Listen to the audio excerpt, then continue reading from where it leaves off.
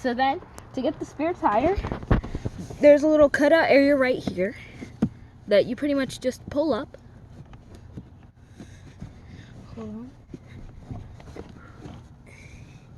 And then down there is where another one of the tools, which is back in the trunk area compartment, where you're going to be able to unscrew this, and then you're going to be able to let something down in the bottom, which is where then you'll be able to pull out the spare tire and then replace it back on. Wonder show.